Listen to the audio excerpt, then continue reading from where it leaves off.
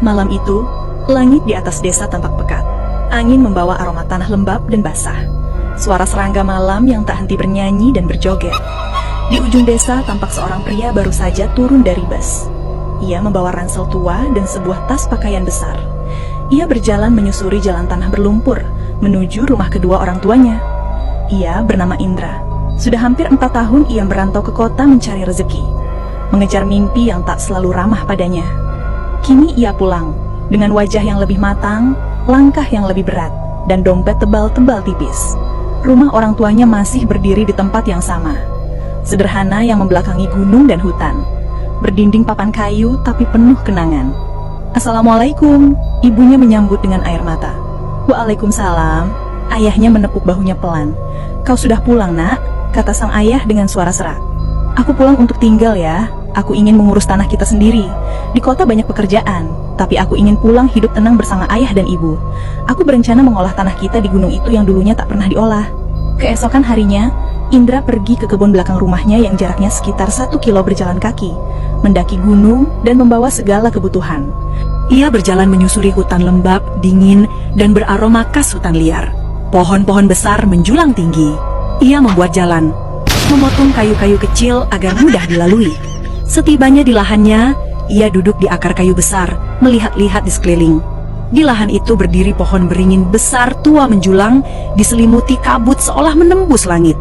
Akar-akarnya mencengkeram tanah seperti tangan tokek raksasa, dan dari sela-selanya tumbuh lumut hijau basah, sehingga menciptakan nuansa horor. Ia menyusuri lahan itu, memberi tanda batas di setiap 4 sudut dan sisi. Lahannya sangat luas, tapi ia menggarapnya semampu ia bisa. Saat sore hari, ia pulang. Malam harinya, ia mempersiapkan keperluan dan kebutuhannya. "Di sana ada pohon beringin besar. Jangan ditebang, Indra," ujar ayahnya. "Itu tempat tinggal makhluk halus.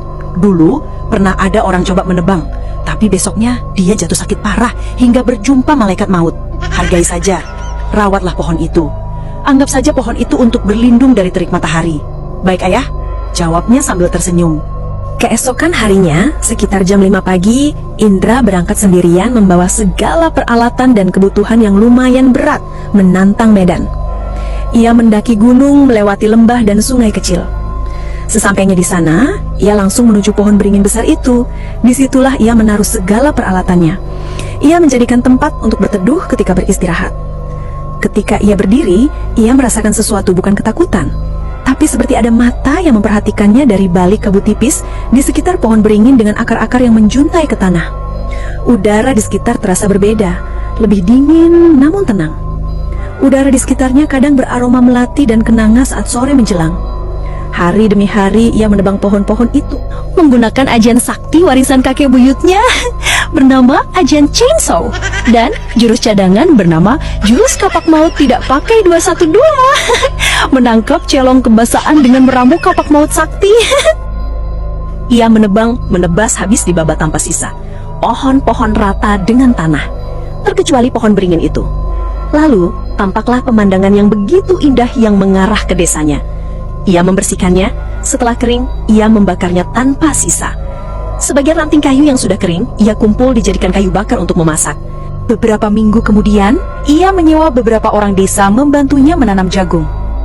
Saat jagung mulai tumbuh, Indra mendirikan gubuk kecil di pinggir kebun, tak jauh dari pohon beringin itu, tempat ia beristirahat siang dan berjaga di malam hari, agar kebunnya tak diganggu hewan malam dan hewan siang.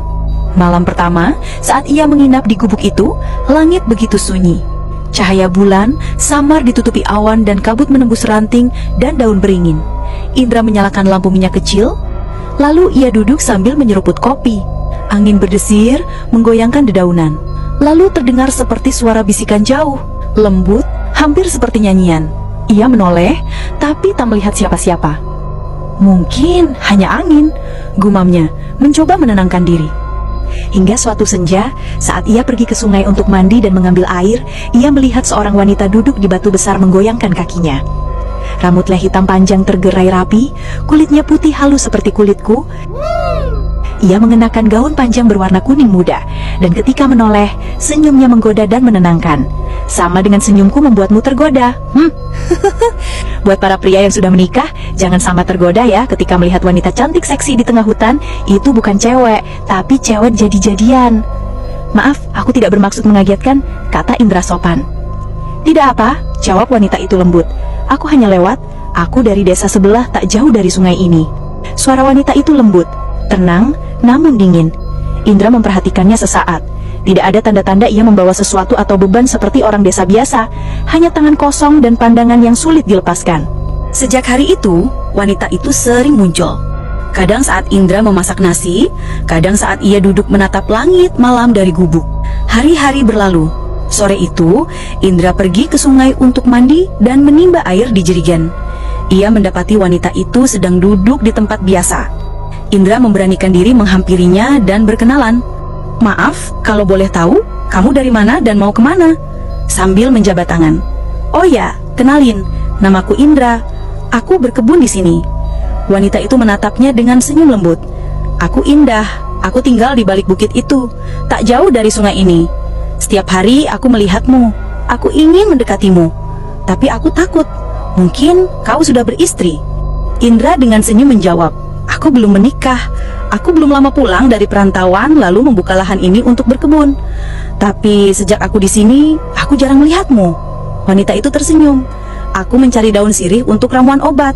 Ibuku sakit, lalu aku mampir di sungai ini.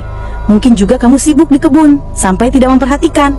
Indra dengan tawa kecil menjawab, iya juga, betul katamu. Kadang aku sibuk sampai tak memperhatikan orang yang lewat. Sore itu mereka berdua berbincang panjang sampai lupa mandi. Saat senja, wanita itu berpamit pulang. Maaf Indra, aku harus pulang. Ibuku sudah menunggu ramuan obat. Kalau begitu aku temani ya. Di tengah hutan ini banyak binatang buas, terutama ular. Astaga, maksudnya ular. Karena Indah meyakinkan pada Indra bahwa ia manusia, Indah mengiyakan. Iya, terima kasih. Tapi kamu jangan masuk ke desa ya. Tetua desa belum mengenalmu. Takutnya terjadi apa-apa padamu. Indra dengan semangat menjawab, terima kasih, kau wanita baik. Mereka pun berjalan menyusuri hutan gelap tanpa adanya jalan. Wanita itu berkata lembut, Indra, di tengah hutan yang tidak pernah dilalui orang, kamu buat tanda. Saat kamu pulang, tidak akan tersesat dan juga hari sudah mulai gelap. Indra pun membuat tanda di setiap jalur. Tak berapa lama, mereka tiba dan tampak sebuah desa di bawah bukit. Indra, kamu jangan masuk ya. Cukup sampai di sini saja. Nanti aku akan datang di tempatmu. Kita akan bercerita sampai kamu puas ya. Oke sayang, jawab Indra penuh semangat.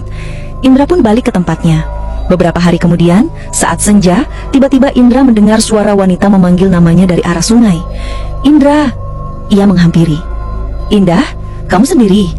Kakakku yang mengantarku, tapi sudah pulang. Mereka berdua berjalan ke gubuk. Hari sudah malam, angin bertiup pelan tapi kencang, membuat ranting kayu patah-patah. Mereka berdua berbincang panjang malam itu. Dan malam itu pun berlalu. Mulai saat itu Indah sering datang saat senja. Indra merasa nyaman dengan Indah, begitupun sebaliknya. Ada kehangatan yang seolah ia sudah mengenalnya lama. Indah selalu datang saat malam mulai turun dan pergi sebelum fajar dengan alasan mengurus ibunya yang sedang sakit. Kadang mereka duduk di batang kayu kering di samping gubuk. Jika merasa dingin, mereka masuk di dalam gubuk sambil bercerita gombal. Suatu malam, Indra menatap wajah Indah lebih lama dari biasanya. Kenapa setiap kali kau datang, udara jadi dingin sekali? Tanyanya setengah bercanda. Indah tersenyum. Mungkin karena aku membawa malam yang dingin. Jawaban itu sedikit membuat bulu kuduk Indra berdiri, hampir terbang. Tapi di balik semua itu, ada sesuatu yang lebih kuat, rasa ingin tahu dan perasaan cinta yang mulai tumbuh di dadanya. Ia tak tahu siapa Indah sebenarnya, tapi cintanya mengalahkan segalanya. Setiap malam tanpa kehadiran Indah terasa kosong. Hampir setiap malam mereka bersama di gubuk itu dengan cinta yang tumbuh semakin dalam karena telah menggalap lahan kecil yang sangat istimewa. Nah, bagaimanakah keseruan ceritanya? Nantikan di part selanjutnya. Dah.